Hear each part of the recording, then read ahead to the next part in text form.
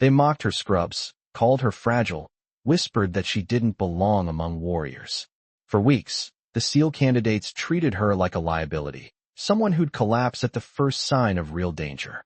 She was just the nurse, after all, soft-spoken and gentle, more comfortable with bandages than battles. Until the moment an armed intruder stormed through the facility's main entrance, rifle raised and intent on violence. What happened next took 3 seconds. One fluid motion. A textbook takedown that left 30 elite warriors standing frozen, staring at their fragile nurse as she calmly zip-tied an unconscious threat and called for medical assistance. Because sometimes the most dangerous person in the room is the one everyone underestimates. Before we dive into this incredible story, tell us in the comments which country you're watching from today. And if you believe that true strength often hides behind the gentlest appearances, hit that subscribe button to support our channel. We're honored to share these remarkable stories with you. They knew her only as the nurse. Lieutenant Sarah Chen had been assigned to Naval Special Warfare Training Center for exactly 5 weeks.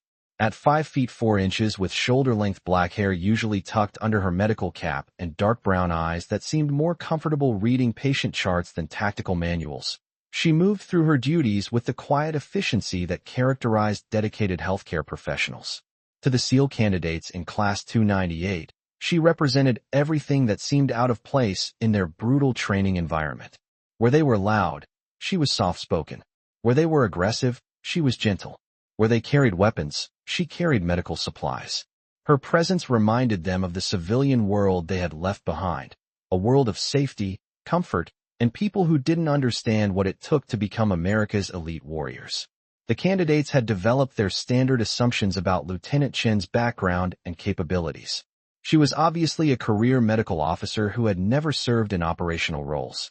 Her soft manner of speaking, her careful way of moving around training equipment, and her apparent discomfort with the aggressive language that characterized SEAL training all suggested someone who had spent her entire military career in safe, clinical environments.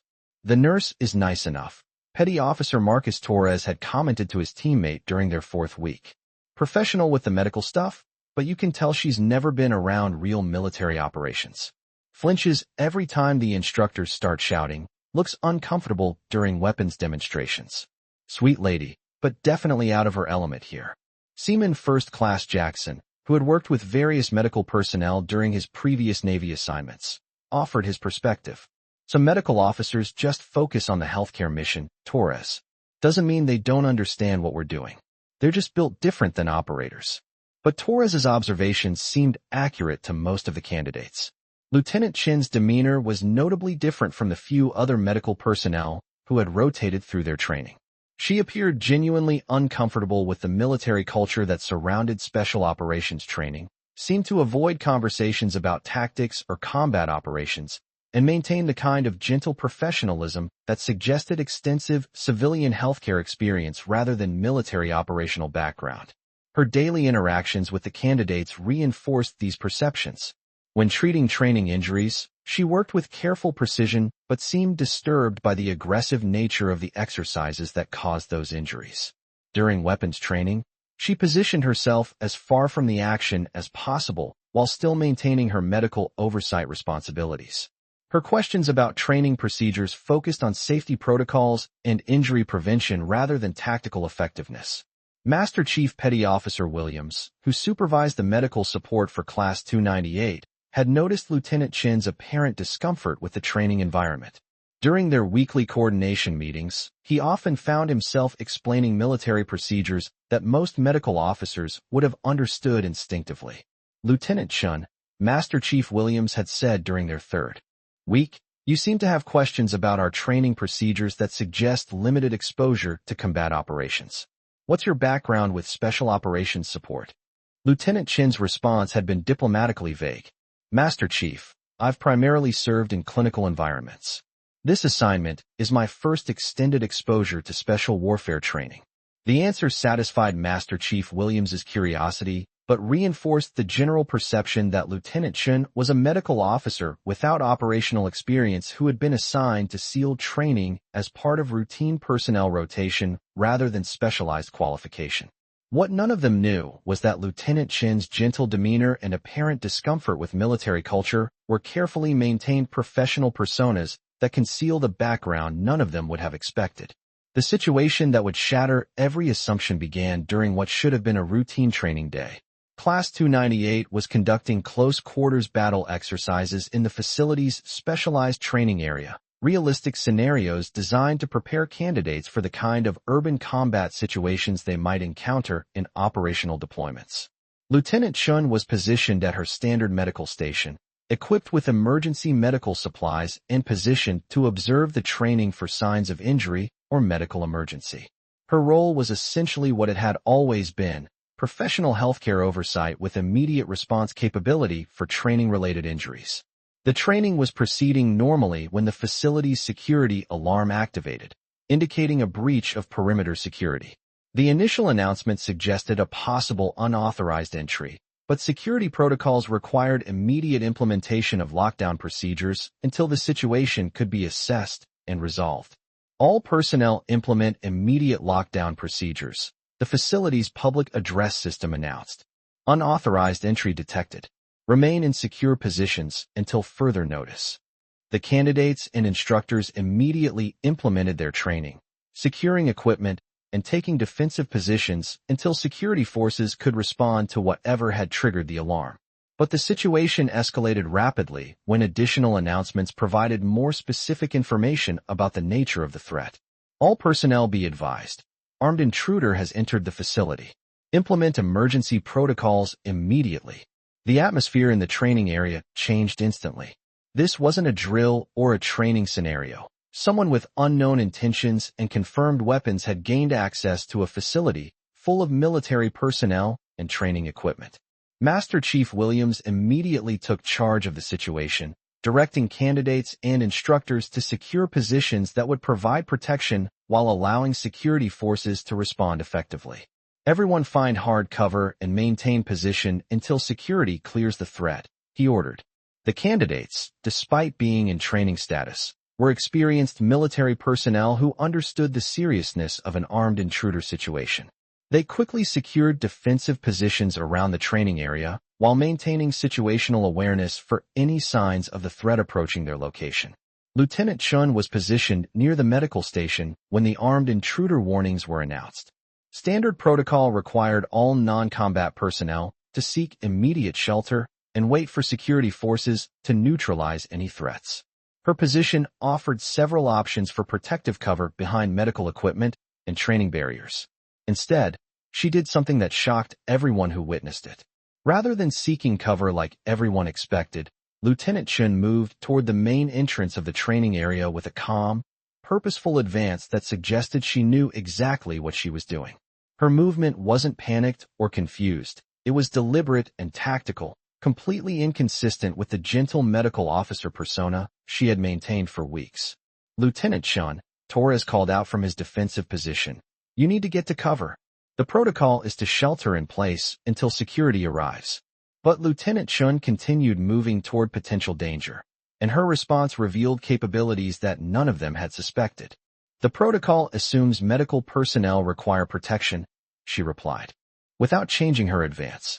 That assumption may not apply here. Before anyone could process what she meant, the armed intruder appeared at the entrance to the training area. He was clearly agitated, carrying what appeared to be a military-style rifle, and seemed intent on causing harm to whoever he encountered. His movements were erratic and unprofessional, suggesting someone who had acquired weapons but lacked tactical training. The intruder's attention focused immediately on the largest group of people, the SEAL candidates who had taken defensive positions around the training equipment. He began raising his rifle toward them, apparently unaware that Lieutenant Chen was approaching from his flank. What happened next took approximately 3 seconds, but demonstrated capabilities that exceeded anything the candidates had imagined possible from their gentle medical officer. Lieutenant Chen closed the distance to the intruder with movements that were clearly tactical rather than medical. Her approach utilized angles that minimized her exposure while maximizing her advantage, and her final advance was executed with the kind of speed and precision that comes from extensive tactical training. The disarmament technique she employed was textbook perfect, a combination of leverage, striking techniques, and weapon control procedures that neutralized the threat before the intruder could effectively aim or fire his weapon. In one fluid motion, she controlled the rifle, rendered the intruder unconscious with a precise strike, and secured both the weapon and the individual. The entire sequence was executed with professional precision that demonstrated extensive training in hand-to-hand combat and weapons retention procedures. Lieutenant Chen's movements showed muscle memory and tactical awareness that could only have been developed through years of specialized instruction and operational experience. Within seconds, the armed intruder was unconscious and restrained, his weapon was secured and made safe, and the immediate threat to facility personnel was completely eliminated. Threat neutralized, Lieutenant Chen reported calmly into her radio. One individual secured, weapon recovered, no injuries to personnel. Request security response for custody transfer and medical evaluation. The training area was completely silent. 30 SEAL candidates, multiple instructors, and Master Chief Williams stood frozen, staring at their fragile nurse who had just neutralized an armed threat with techniques that exceeded what most of them had learned in their own combat training. Master Chief Williams was the first to recover his composure, and his voice carried the kind of recognition that comes from understanding exceptional capability. Lieutenant Chen, where did you learn those techniques? Lieutenant Chen was conducting a medical assessment of the unconscious intruder while responding. Previous assignments required integration of medical and tactical capabilities, Master Chief. Torres approached with obvious amazement and respect. Ma'am, what kind of medical assignments included hand-to-hand combat training? Lieutenant Chen's answer began to reveal the background she had carefully concealed. Specialized medical personnel assigned to high-risk operations sometimes require capabilities beyond traditional healthcare training. Jackson asked the question everyone was thinking. Lieutenant, what specific operations required those skills? Lieutenant Chen's response provided insight into assignments that most military personnel never encounter. Medical support for reconnaissance operations, casualty evacuation under hostile conditions, and personnel recovery missions where traditional security wasn't available. As the situation was secured and security forces arrived to take custody of the intruder, the truth about Lieutenant Chen's background began to emerge through official channels and her willingness to share operational experience that explained her exceptional capabilities. She had served as a special operations combat medic with assignments that required her to operate independently in hostile territory. Her training had included advanced tactical medicine, hand-to-hand combat, weapons proficiency, and the kind of independent operational capability that characterized the most demanding military assignments. Her gentle demeanor and apparent discomfort with military culture hadn't been signs of inexperience. They had been professional personas maintained for operational security reasons that had nothing to do with her actual background or capabilities. The assignments I supported, Lieutenant Chen explained to the candidates later, required medical personnel who could function effectively in environments where traditional security support wasn't available. Sometimes medical officers have to neutralize threats before they can provide healthcare. Her training had included specialized instruction in close-quarters combat specifically because her medical missions required reaching casualties in situations where hostile forces could prevent traditional medical evacuation. She had been qualified in multiple weapon systems because her assignments required providing medical care while maintaining defensive capabilities. The candidates quickly learned that Lieutenant Chen's combination of medical expertise and tactical capabilities provided learning opportunities that exceeded anything available through conventional training methods. Her understanding of combat medicine, threat assessment, and decision-making under extreme stress created scenarios that were far more realistic and challenging. Torres, who had initially questioned Lieutenant Chen's suitability for the military environment, became one of her most attentive students. Ma'am, your integration of medical and tactical capabilities has completely changed how I think about battlefield medicine. You've shown us that medical personnel can be force multipliers rather than people who need protection. Jackson, who had previous experience with military medical personnel, was particularly influenced by Lieutenant Chen's perspective on specialized operations. Lieutenant, your background has taught me that in special operations, medical personnel aren't just support. They're team members whose skills enhance mission capability rather than limit tactical options. The story of the gentle nurse who dropped an armed intruder in 3 seconds became legendary at the training facility, shared with new classes as an example of how exceptional capabilities often hide behind the most unexpected appearances. Master Chief Williams incorporated Lieutenant Chen's background into training discussions about operational assumptions and the importance of recognizing that capabilities can emerge from unexpected sources and take forms that don't match conventional expectations. The most important lesson you can learn here, he would tell new candidates, is that exceptional capability often comes disguised as something completely different.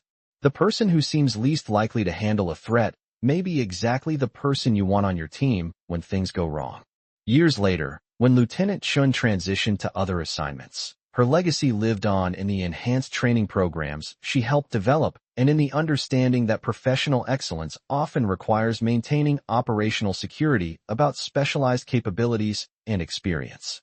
Her 3-second takedown had lasted only moments, but its impact continued for years, reminding everyone that the most dangerous assumptions are those we make about people who seem to fit perfectly into expected roles, and that the most effective warriors are often those who choose to hide their capabilities behind gentle appearances until circumstances require them to demonstrate why underestimation can be fatal. Have you ever discovered that someone you knew in a caring, supportive role actually possessed extraordinary skills or capabilities that completely contradicted your initial impressions? Tell us in the comments about moments when you realized that gentle appearances can conceal the most formidable capabilities. And if you believe that true strength often manifests in the most unexpected forms, hit that subscribe button to support our channel. Every story reminds us that the people who seem least dangerous may be exactly the ones you'd least want to underestimate. We'll see you in the next story where we'll discover another incredible tale of hidden expertise and the moment when assumptions meet reality.